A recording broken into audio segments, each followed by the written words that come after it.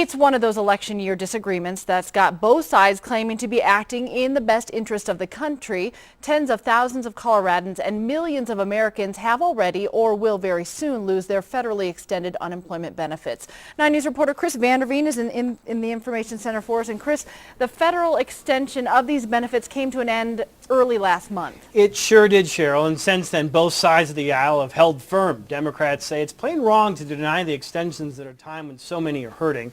Republicans have said, at least in part, you can find a way to pay for it and not add to the massive debt, maybe we're in.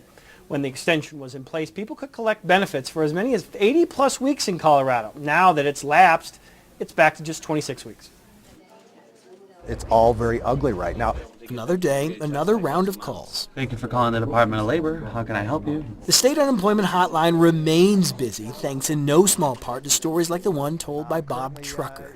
I'm within 45 days of losing my house, and we'll try and figure out where we're going to go from there. Trucker's unemployment benefits ran out months ago. He's out of luck, but thousands of other unsuccessful job seekers in the state are in a congressionally induced holding pattern right now, waiting to see who will budge first. We really can't act until there's a congressional action. Cher Havand is with the state's Department of Labor and Employment. She knows an answer to the issue could come as soon as next week. Democrats want to spend an additional $33 billion to once again bring back the extensions on the unemployment benefits. Republicans are wary of what that'll do to the ever-expanding deficit, but they might have little say in the matter. I think it's wrong to balance this budget on the backs of people that are unemployed and that are working hard to try to find their jobs. Let's find other ways of doing it. Colorado Senator Michael Bennet called this news conference on this day to keep the issue top of mind. Trucker was there as well.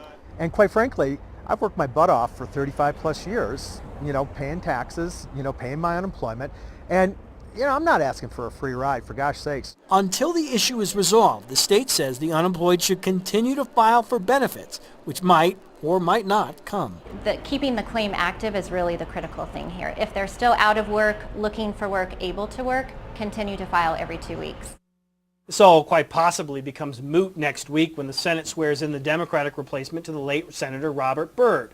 When that happens, the Senate will then have a filibuster-proof majority, and leaders have said they will then try to send this extension off to the president. In the past, similar extensions have been retroactive. This one would likely be the same. Cheryl?